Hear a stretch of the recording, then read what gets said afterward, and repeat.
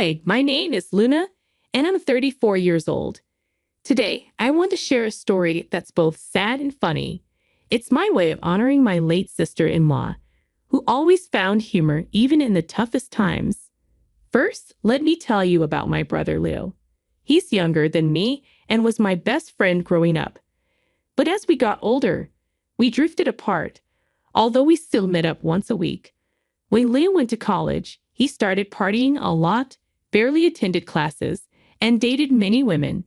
This worried me because he had always been a studious and kind person, but he seemed to be changing. Thankfully, after graduating, Leo got his life together. He found a great job and had a girlfriend named Alice. They dated for a year before he introduced her to me. Alice and Leo got married 2 years later, and Alice and I became good friends. She was funny, smart, and made Leo happy. Sadly, a year after their marriage, Alice was in a terrible car accident on her way to work. Leo called me, devastated, and I still get chills remembering that call. Alice was in the hospital for a long time. When she was finally discharged, the doctor told us she would live, but she was paralyzed from the waist down. Leo cried a lot, and it was hard for all of us. Leo became responsible for taking care of Alice, but one day she called me crying. She said Leo hadn't been around, and she was in a terrible state. I rushed over to help her. "Thank you so much, Luna.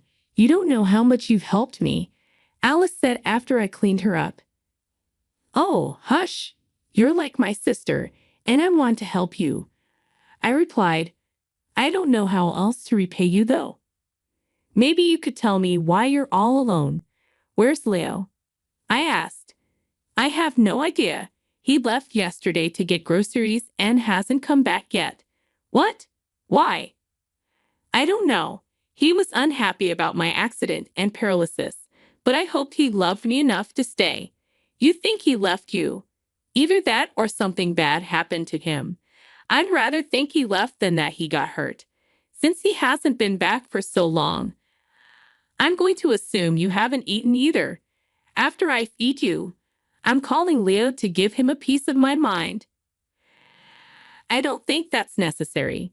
"Why not? He's abandoned you when you're most vulnerable. He needs to be yelled at. He never signed up for me becoming paralyzed. This is a huge change, and I can understand why he wanted to leave."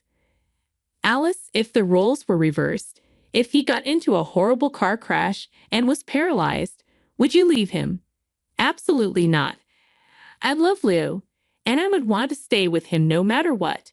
"Then why are you excusing Leo's awful behavior towards you, especially when you would never treat him the same way? He made a vow to stand by you in sickness and in health." "I don't know. I've been trying my hardest not to let this consume me, but it hurts too much to think about Leo leaving. I'm sorry I got upset at you." "Don't apologize. I'm just so mad at Leo for doing this to you. I can't even imagine what you're going through. It's hard. I haven't cried since he left, and I don't want to. Aside from the hurt, I feel so mad at him. You're right. There's no reason to excuse his behavior, but accepting the truth is just painful." "Hey, it's okay. You know what? Why don't you come live with me? That way, I can take care of you, and you won't be alone. I don't want to be a burden on you." "You are never a burden, Alice. And that was a rhetorical question. You're coming to live with me." "Thank you so much. You really are an angel." Words cannot describe how upset I was with what Leo had done. But before confronting him, I needed to make sure Alice was okay. I fed her, gave her water, helped her get back to bed, and made her sleep for a while. Then I packed some of her things. I couldn't let her stay alone in a house filled with memories of Leo. After Alice woke up, I helped her into my car, and we drove to my place. Over the next 2 weeks, Alice was a mess.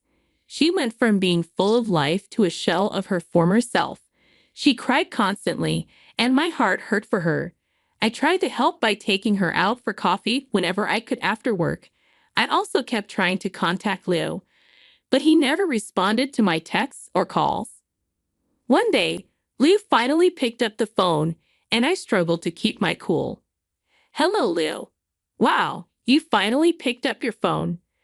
I'm doing good. What about you? Quit the sarcasm, Leo. Where in the world are you? I'm at home. Oh, yeah. Then explain why you weren't there when I went over. Why was Alice all alone? Oh, wow, you found out fast. Are you going to explain yourself? I don't see why I have to. Leo, you left your paralyzed wife home alone, covered in her own excrement. Don't you think that deserves some explanation? Look, I just don't want to take care of her anymore. Oh, weight on your shoulders. You promised to be by her side forever, no matter what. Those were just words. This is not what I signed up for. In my defense, I tried to be there for her, but she's just not the same anymore. You have no defense. If you had really tried, the least you could have done was talk to Alice about how you felt and then left her in the care of someone better. Running away is something only cowards do. Spare me the nonsense. I had to get away and did whatever I could to do it. If you're so big on taking care of Alice, maybe you should do it. Because, unlike you, I have sympathy and empathy. I care for Alice and want to make sure she's well taken care of. Well, I wish you nothing but luck. You can talk all high and mighty now, but give it a few months, and you'll see exactly why I left. Alice could never stop whining and crying. It was torture. What do you expect from someone who has just been through something so horrific? She needs space to heal, and you should have given her that. You've done nothing but add to her trauma. Whatever. I don't care about her now. I'm moving on to bigger and better things. Goodbye. I couldn't believe my brother could be so insensitive and inhuman. I was in shock and shaking with rage. When Alice asked later if I got through to Leo, I knew I couldn't lie to her. I told her the truth, and it seemed to wake her up. She went from being sad and heartbroken to hating Leo. She made hilarious digs at him and never cried over him again. Gradually, she returned to her old self, full of life and laughter. Alice tried to get a divorce from Leo, but he never responded to the papers. Pursuing the divorce would have taken a lot of money, which she didn't have due to her medical bills. So she just let it be. Time went on, and Alice and I became the best of friends. It felt nice to come home to a not empty house. The first year and a half of living together was great, but then things started to go downhill. It began with Alice getting a cut on her leg, which she didn't feel because of her paralysis. I didn't notice it since her legs were always covered, and she usually didn't need my help getting dressed or taking a shower. Alice must have seen it but didn't think it was a big deal. Unfortunately, the cut went unnoticed for 2 weeks and got infected. I'll spare you the gory details, but Alice's body was too weak to fight the infection, and she was quickly hospitalized. The infection had spread too far, and the doctor said she had only a few weeks to live. I was devastated, and so was Alice, but she put on a brave face for everyone who visited her. Only I saw her crying at night, and it took everything in me not to break down seeing her like that. Alice's final request was for me to hire a lawyer so she could create her will and to sit by her side until she took her last breath. The first task was easy. The second was not. I was inconsolable for days after Alice passed away. Her funeral was arranged quickly, and her entire family flew out to attend. After the funeral, some of her family members stayed with me. We were all grieving, and it felt nice to not be alone. I had almost forgotten about Leo until he showed up at my house just a week after Alice passed away. "What are you doing here?" I asked. "What do you think? I heard Alice passed away. You feel guilty about it now. Well, it's pointless." "I don't feel guilty at all. I feel great. Ever since I left her, life has treated me well. You are a piece of work. Get out. I don't want to see or hear from you again. Please, don't be so dramatic." I'm here for only one thing. What is it? I'm here to collect my inheritance. Inheritance? You came here for that. Well, I got a call from Alice's lawyer. She left me something in her will. $50,000.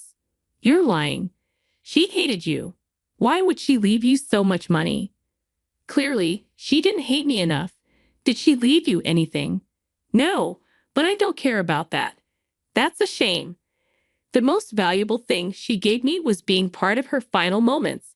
No amount of money compares to that. Yeah, let's see those precious final moments of yours pay the bills. Look, you need to leave. Everyone's grieving right now. Come back in a few days to collect whatever you need. No, I came for one thing, and I'm not leaving without it. I can't help that you're jealous. I'm not jealous. I know I'm a better person than you, and that's enough for me. Please. I know you're upset Alice didn't leave you anything. You spent 2 years taking care of her like a fool, and she left you nothing. Leo, please get off my property right now. I'll call you when the inheritance is announced. What if I say no? Is her lawyer there? I want to speak to her. No, only a few family members and friends are here. You need to leave before you upset anyone. Everyone here hates you, so leave. Fine, whatever. But this isn't over. I'm going to talk to her lawyer and see exactly what she left me. Then I'm going to flaunt it in your face until you cry. You'll regret calling me a horrible person because you'll see Alice for the monster she truly was. I couldn't believe Leo had the nerve to show up 2 years after abandoning Alice just to get his inheritance. It took every ounce of self-restraint not to punch him. I slammed the door in his face and went back inside. What upset me more was that Alice actually left him $50,000.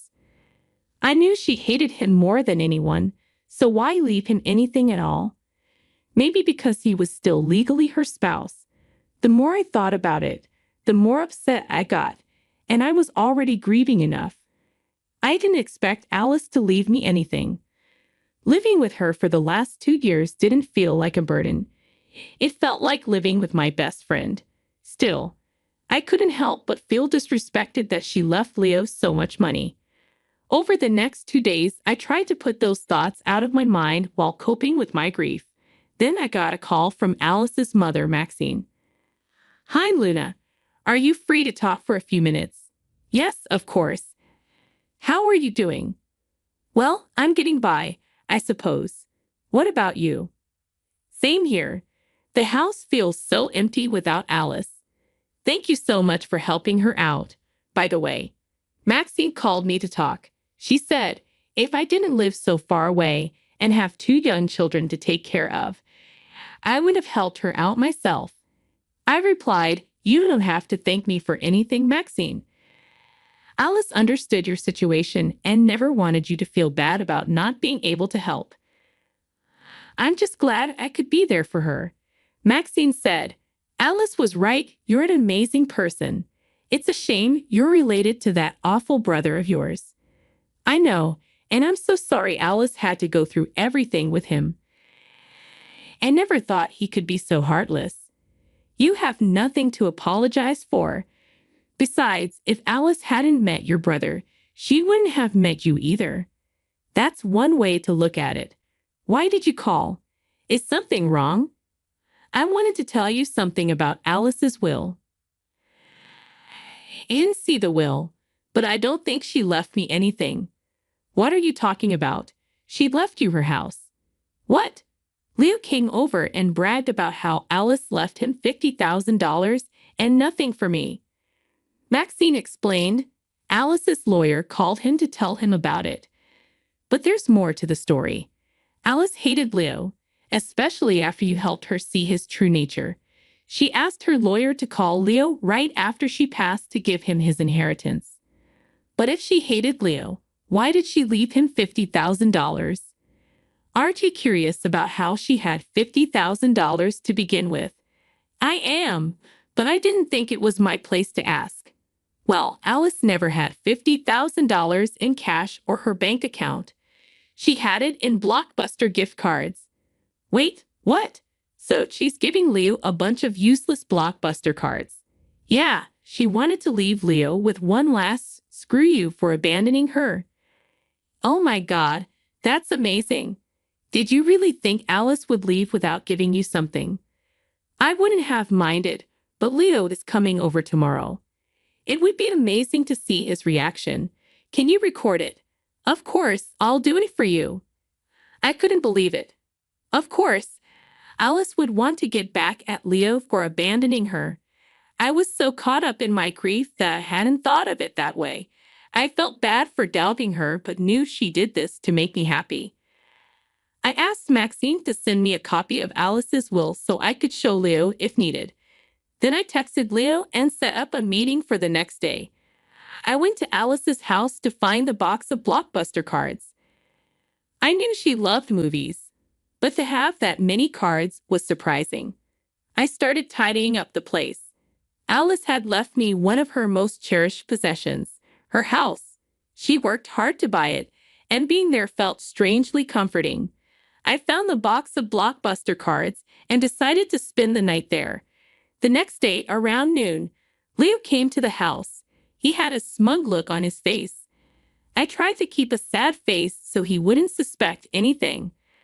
I set up my phone by the garage to record the whole interaction. "Hello, I'm here to collect my inheritance," Leo said. "Yeah, I know. I didn't think you'd come here to see me." "I kind of did. I wanted to see how pathetic you looked, and you do. Real classy to mock someone who's grieving. You're grieving someone who used you for care and left you nothing after they died. I'm not the villain you think I am." "I don't think you're a villain." "I know you are. Enough chit-chat. Give me my inheritance." "All right, here you go." I handed him a box. "A box? I don't get it. Is the money in here?" "Oh yeah. Why don't you open it?" "These are all blockbuster cards." "Yes, and they're worth $50,000. You're so lucky." "What is this? Are you playing around with me?" "Nope. This is what Alice left you." "Don't lie to me. I will file a case against you for withholding my inheritance." "No need to get so worked up, Lou. Here's a copy of her will. Look, she even instructed her lawyer to call you and tell you about what she left you." So this was all some sick joke. Did you really expect her to leave money to the fool who left her alone? When Alice first got paralyzed, Leo accused me of convincing her to leave him the joke inheritance. Believe me, Leo, I didn't do any of this. Besides, I could never come up with something this funny. Why did she leave you her house? Maybe because I took care of her until she passed. I'm going to take you to court. You're going to regret messing with me. Alice loved me. She did everything I asked her to. There's no way she would have done this to me. Oh, so you admit you only stayed with her to use her. That's lovely to hear. Shut up. The next time you hear from me, it will be through my lawyer. You better be prepared. Do your worst. I doubt you can do anything worse than what you did to Alice." Leo angrily walked away, looking like a child throwing a tantrum. As soon as I closed the door, I burst out laughing. It was the first time I had properly laughed since Alice passed away. It felt like Alice knew this would cheer me up, and it really did. I don't know why Leo thought Alice would actually leave him all that money. Leo stuck to his word and tried to take me to court for influencing Alice to change her will. So I hired a lawyer too. Before we could file an official complaint, our lawyers thought it would be best to try to settle our issues without involving the court by holding a meeting.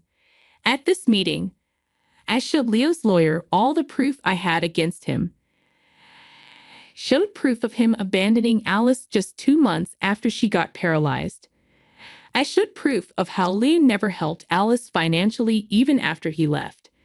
Most importantly, I showed the lawyer the video of Leo coming over to collect his inheritance. Needless to say, his lawyer did not want to take up his case after that. If anything, If Leo did take the case to court, he'd be held in contempt for abandoning his spouse and not helping her out financially. Leo tried to hire a few more lawyers after that, but he could never manage to officially take the complaint to court. He eventually gave up on trying to get back at me that way. Instead, he took to social media to slander me. He made a lot of posts on Facebook, ranting about how I was the worst sister and how I manipulated his late wife into leaving him nothing.